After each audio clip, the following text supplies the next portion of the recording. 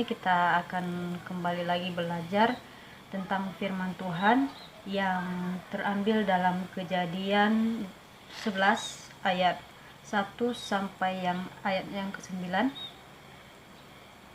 Sekali lagi, Kejadian 11 ayat 1 sampai ayat yang ke-9. Langsung kita akan membaca firman Tuhan berkata, "Adapun seluruh bumi satu bahasanya dan satu logatnya. Maka berangkatlah mereka ke sebelah timur dan menjumpai tanah datar di tanah Sinear. Lalu menetaplah mereka di sana. Mereka berkata seorang kepada yang lain, 'Marilah kita membuat batu bata dan membakarnya baik-baik.' Lalu bata itulah dipakai mereka sebagai batu dan tergala-gala sebagai tanah liat. Juga kata mereka, 'Marilah kita dirikan bagi kita sebuah kota dengan sebuah menara yang puncaknya sampai ke langit. Dan marilah kita cari nama supaya kita jangan terserak ke seluruh bumi.' Lalu turunlah Tuhan untuk melihat kota dan menara yang didirikan oleh anak-anak manusia itu. Dan ia berfirman, 'Mereka ini satu bangsa dan satu bahasa untuk semuanya. Ini barulah permulaan usaha mereka. Mulailah dari sekarang apapun juga yang mereka rencanakan, tidak ada yang tidak akan dapat terlaksana. Baiklah kita turun dan mengacau balaukan di sana bahasa mereka, sehingga mereka tidak mengerti lagi bahasa masing-masing. Demikianlah mereka diserahkan Tuhan ke seluruh bumi, dan mereka berhenti mendirikan kota itu. Itulah sebabnya sampai sekarang nama kota itu disebut Babel, karena disitulah dikacau balaukan Tuhan bahasa seluruh bumi, dan dari situlah mereka diserahkan Tuhan ke seluruh bumi." Demikianlah firman Tuhan yang tertulis dalam Alkitab. Nah, kalau kita melihat firman Tuhan ini yang ditulis oleh Nabi Musa, yaitu Kejadian 11 ayat 1 sampai 9, di dalamnya tertulis tentang bagaimana suatu bangsa atau manusia pada mulanya memiliki hanya satu logat bahasanya, dan bangsa itu juga membangun suatu menara yang berasal dari batu bata.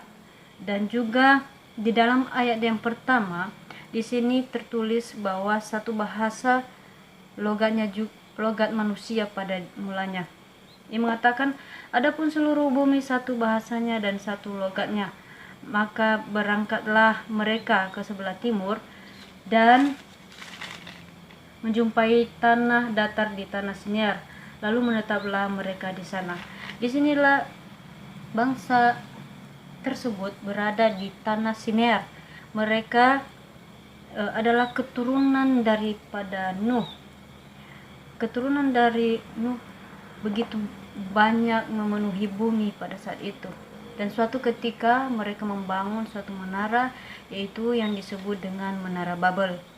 Dan pada saat itu mereka sangat angkuh, saudara, di mana dikatakan di dalam ayat yang keempat, mereka berkata, "Marilah kita dirikan bagi kita sebuah kota dengan sebuah menara yang puncaknya sampai ke langit, dan marilah kita cari nama supaya kita jangan terserak ke seluruh bumi." Ini adalah merupakan keangkuhan, ketinggian hati, kesombongan para manusia pada zaman dulu. Mereka mengatakan bahwa mereka membuat suatu menara yang besar, yang tinggi sampai ke langit. Mereka tidak menyadari atau mereka lupa apa yang telah ditanamkan oleh Allah di dalam kehidupan mereka sebelumnya, yang Allah katakan kepada nenek moyang mereka sebelumnya. Ia mengatakan kepada Adam dan Hawa, "Beranak cuculah, penuhilah bumi." Di dalam Kejadian 1 ayat 28 tertulis. Dan juga ketika air bah juga terjadi waktu masa Nuh, Allah juga mengatakan hal demikian di dalam Kejadian 9 ayat 1. Ia mengatakan, "Lalu Allah memberkati Nuh dan anak-anak serta berfirman kepada mereka, beranak cuculah, dan bertambah banyaklah serta penuhilah bumi. Ini adalah tujuan atau yang diinginkan oleh Allah kepada manusia pada zaman dulu, karena manusia masih belum banyak pada saat itu, sehingga Allah menginginkan supaya manusia memenuhi seluruh bumi atau terserak ke seluruh bumi. Akan tetapi apa yang dilakukan oleh manusia pada saat itu, karena mereka adalah orang-orang yang satu bahasanya, satu logatnya, mereka merencanakan sesuatu yang membuat mereka hanya berkumpul di suatu tempat dan mereka hanya menetap di tempat tersebut. Mereka membangun suatu menara yang disebut dengan menara Babel. Lalu kemudian karena hal itu tersebut yang mereka rencanakan itu yang membuat menentang apa yang dikatakan oleh Allah kepada mereka, jadi Allah pun mengacau balaukan bahasa mereka. Mari kita melihat di dalam ayat yang kelima, sampai ayat yang ketujuh, yang mengatakan, lalu turunlah Tuhan untuk melihat kota dan menara yang didirikan oleh anak-anak manusia itu, dan ia berfirman kepada mereka, ini satu bangsa dan satu bahasa untuk semuanya. Ini harus permulaan usaha mereka. Mulai dari sekarang apapun juga yang mereka rencanakan tidak ada yang akan dapat terlaksana. Baiklah kita turun mengacau balaukan di sana bahasa mereka, sehingga mereka tidak mengerti lagi bahasa masing-masing. Ini adalah permulaan Allah mengacau balaukan seluruh bahasa. Disinilah mulai Allah menghancurkan, mengacau balaukan bahasa manusia.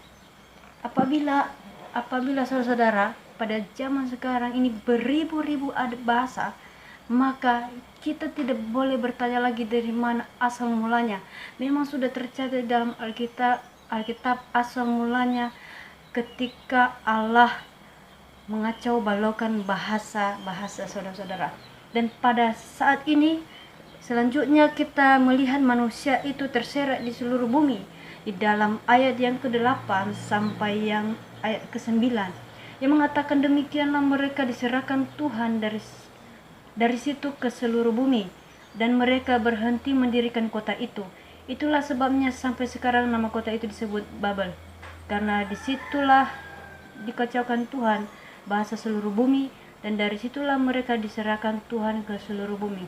Karena kesombongan manusia, kecongkakan manusia, Allah mengacau balaukan bahasa mereka, dan dari situlah, dari awal mulanya lah, di situ Allah menyerahkan manusia. Jadi manusia terserak ke seluruh bumi sampai sekarang ini dan memiliki bahasa yang berbeda-beda. Kalau di Indonesia bahasanya begitu banyak, masing-masing bahasa Jawa, bahasa Nias, bahasa Minang, bahasa Batak, bahasa Manado, itu semua karena awalnya dari sini. Tetapi saudara-saudara, mari kita melihat bahwa bukan hanya saja Allah mengacau balaukan, tapi Allah juga memberikan kasih-Nya kepada manusia, yaitu dengan cara menyatukan, memberikan suatu pemahaman kepada kita agar kita dapat mengerti akan firman-Nya. Banyak orang mengatakan bahwa ada Alkitab atau ada suatu firman Allah yang diilhamkan Allah jatuh ke bumi, dan itu adalah bahasa atau tulisan yang dari Allah yang mesti harus dihafalkan. Jadi saudara-saudara, kalau misalnya ada hal-hal itu yang dikatakan bahwa telah diilhamkan, dan itu bahasa yang mesti harus dihafal. Jadi saudara, tujuan Tuhan mengilhamkan firman-Nya tidak untuk mempersulit manusia, tetapi mari kita